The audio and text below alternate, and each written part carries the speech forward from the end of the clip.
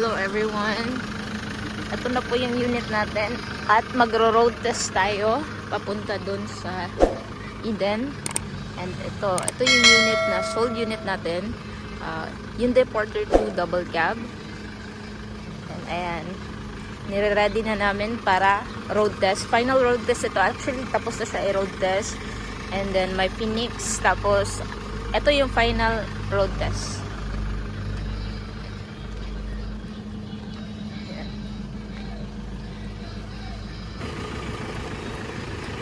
Ayan na. At magro-road test na tayo ng unit.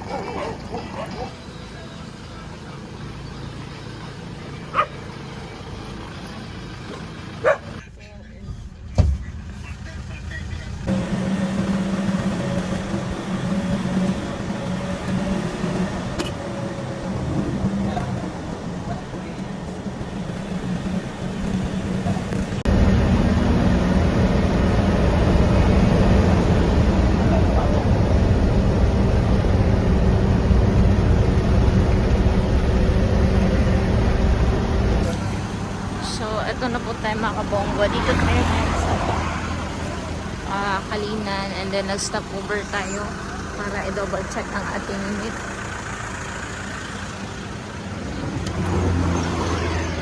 Ito po yung setup na request ng ating buyer.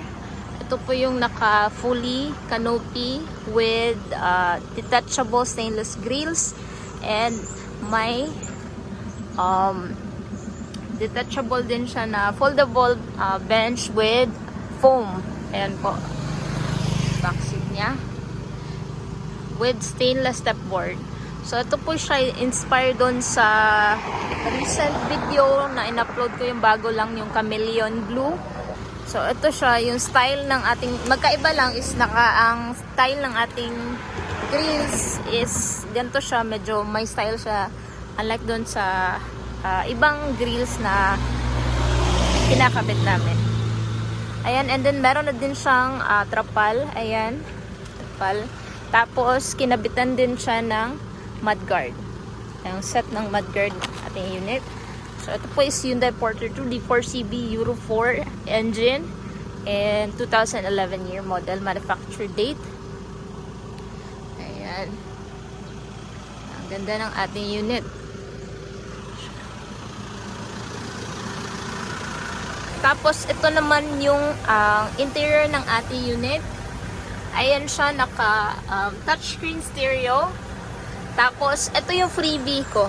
Ito po yung freebie ng aking unit. So, my head, anong tawag dito? Neck pillow ng ating seat. Seat. Ano ba to?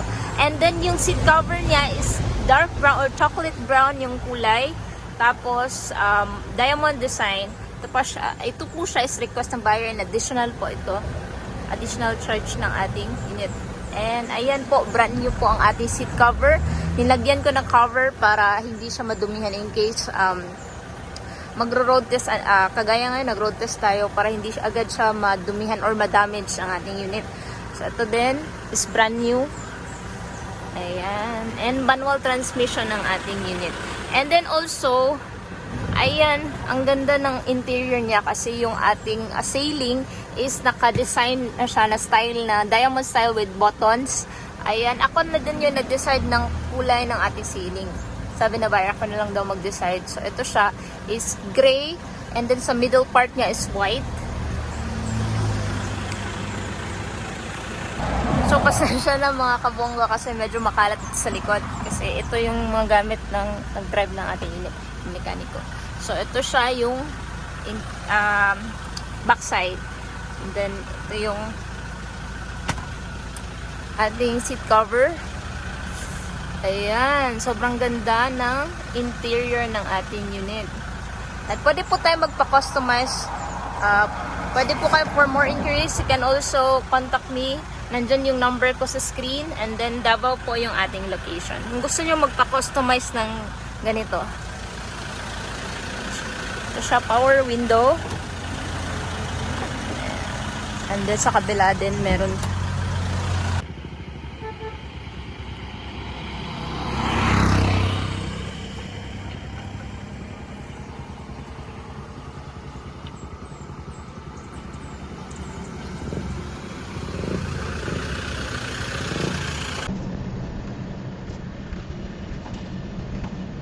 Now, going up the hill.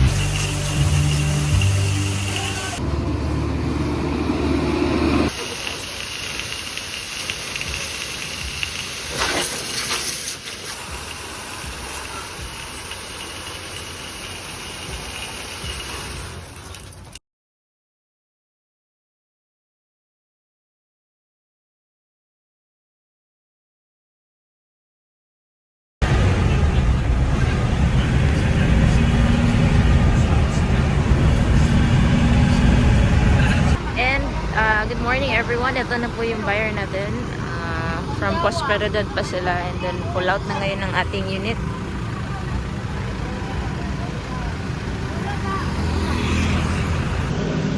Ito na po yung buyer natin and okay na lahat. Thank you so much, Bound for Prosperidad.